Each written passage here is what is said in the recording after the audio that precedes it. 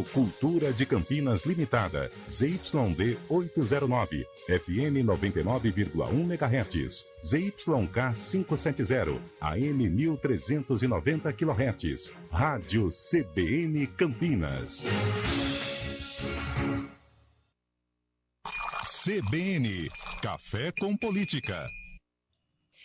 10h46. Olá, Bruno, um bom dia para você. Hoje a gente começa na segunda com notícias e repercussões do final de semana e ainda da sexta-feira.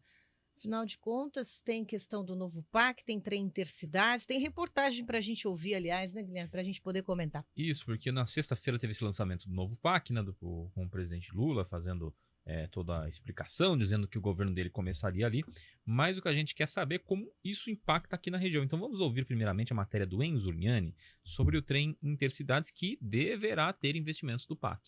As obras do trem Intercidades São Paulo-Campinas terá investimentos do novo Programa de Aceleração de Crescimento, o PAC. A medida foi anunciada pelo governo federal em uma cerimônia realizada no Rio de Janeiro. Segundo o governo, o novo PAC vai investir 1 trilhão e 300 bilhões de reais em todo o Brasil até 2026. Só no estado de São Paulo serão mais de 179 bilhões. O projeto também contempla a aceleração de obras em andamento e novos investimentos, além de retomar obras paradas. O primeiro valor previsto para o projeto foi de 7 bilhões e 500 milhões de reais. No ano passado, a quantia foi alterada para 10 bilhões. De acordo com o governo estadual, o novo montante, de 12 bilhões e 800 milhões de reais, inclui correção inflacionária. O valor que será repassado pelo novo PAC não foi confirmado. O trem deve percorrer os 101 quilômetros entre São Paulo e Campinas, no tempo previsto de 1 hora e 4 minutos, atendendo também as cidades de Jundiaí, Louveira, Vinhedo e Valinhos. A proposta é que as viagens do serviço expresso tenham intervalos de 15 minutos nos horários de pico. As interligações previstas são: serviço expresso trem Intercidades, de São Paulo a Campinas, com parada em Jundiaí, serviço linha 7 inicial e o serviço linha 7 Rubi, conectando a estação Barra Funda em São Paulo a Jundiaí e atende também as cidades de Franco da Rocha, Francisco Morato, Campo Limpo Paulista e Várzea Paulista. E o serviço TIM, trem intermetropolitano, que vai de Jundiaí a Campinas e atende também Louveira, Vinhedo e Valinhos. O secretário de Parcerias e Investimentos, Rafael Benini, acredita que o serviço intermetropolitano estará em funcionamento até 2029, enquanto o trem expresso, que prevê apenas uma parada de 2 minutos, deve começar a operar até 2031. O valor estimado da tarifa do serviço expresso, definido a partir de pesquisas sobre potencial e demanda, é de R$ 64, mas a companhia vencedora da concorrência pode oferecer um valor inferior ao teto.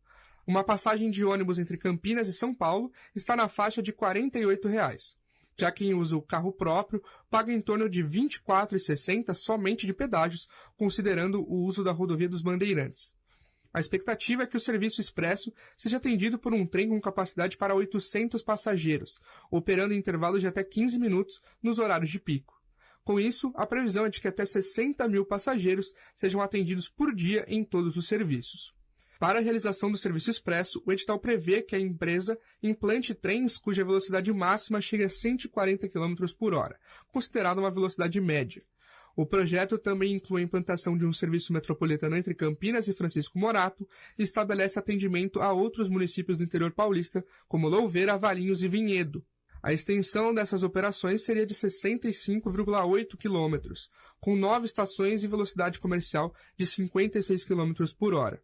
A estimativa é que o tempo de viagem dure 55 minutos. Além disso, as composições vão contar com banheiros, incluindo os acessíveis, telas pelos vagões para informar detalhes sobre a viagem e trajeto que poderão ser explorados para publicidade, oferta de sinal de internet, tomada e porta USB.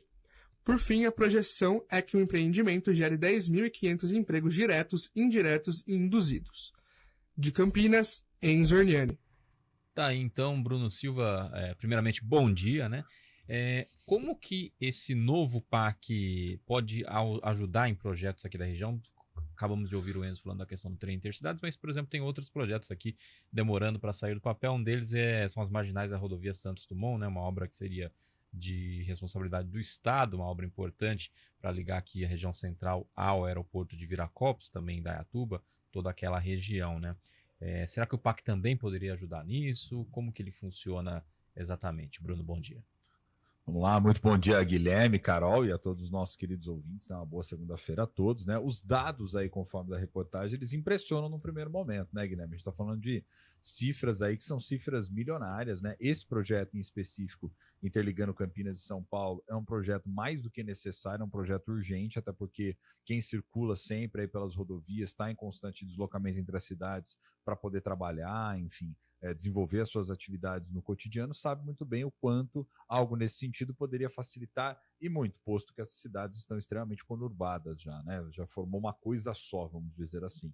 Agora, em relação especificamente ao PAC, Guilherme, eu acho que tem 2 pesos, 2 medidas que a gente precisa considerar. Primeiro que é o seguinte, quando o governo federal fez agora sexta-feira o lançamento do PAC no Rio de Janeiro, um dos principais objetivos é retomar um projeto que, diga-se de passagem lá atrás, já havia sofrido bastante críticas, não em relação à sua concepção, à sua necessidade ou à sua urgência, porque todos esses fatores são extremamente importantes, né? Você ter um projeto dessa magnitude é fundamental para destravar obras no Brasil, e o próprio Lula lembrou de um dado que é um dado também muito preocupante, né? São mais de 14 mil obras paralisadas no Brasil ou inacabadas, quando a gente observa no geral. O governo anterior falava que o governo até então do PT tinha deixado ainda mais e que ele havia destravado muitas delas. Então o que acontece? Quando eu falo que são 2 pesos e 2 medidas, penso que o governo tende a atuar num primeiro momento com mais intensidade naqueles lugares onde há menos recursos e mais urgência, sobretudo em obras no que diz respeito à lógica do saneamento, viu, Guilherme? Que é um ponto muito sensível, que há uma pressão muito forte sobre o governo federal, que recentemente, lembremos, teve uma derrota, né, no Senado quando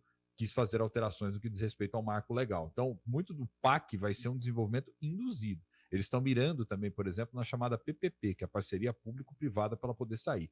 Em São Paulo, e especificamente aí em Campinas, sim, fora a questão do trem, né, fora essa obra que seria de extrema importância, tomara que ela saia do papel para o bem da população, tem as questões das rodovias, que são extremamente importantes também para serem feitas, e outras obras que o PAC também poderia entrar, né, Guilherme? Sobretudo aquelas quando diz respeito a questões de enchentes, né, que são aquelas grandes obras infraestruturais que por vezes são necessárias serem feitas e não são, né? Então vamos ver se vai de fato sair do papel ou não. A crítica que se tinha lá atrás, que pode vir a retornar dessa vez, é que fala-se muito, tem-se um volume de recursos considerável, mas na prática muitos dos problemas não saem do papel. Lembremos que Campinas, em 2013 para 2014, se não me falha a memória, recebeu na época, num convênio, quando Jonas Donizete era prefeito, assinado com a Dilma Rousseff em Brasília, mais de 320 milhões do PAC. Pelo menos era a promessa e era destinado basicamente a obras do OP para recapeamento asfáltico, né? Só que se a gente falar hoje de Campinas e recapeamento asfáltico, quanto que não há de problema ainda relacionado a isso, por exemplo? Então, assim, é importante, é interessante, mas não resolve 100% dos problemas, né?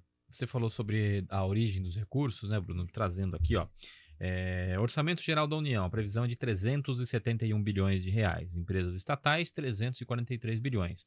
Financiamentos, 362 bilhões. E do setor privado, as PPPs, né, 612 bilhões, ou seja, seria aí a maior fatia desse bolo do PAC. As PPPs que já foram outrora alvo de críticas, né, mas agora eles estão contando bastante com isso no PAC, né? O Lula meio que abandonou, né? O Lula e a equipe econômica, aquela ideia de ser só o Estado indutor. Não tem como, né? Não rola isso.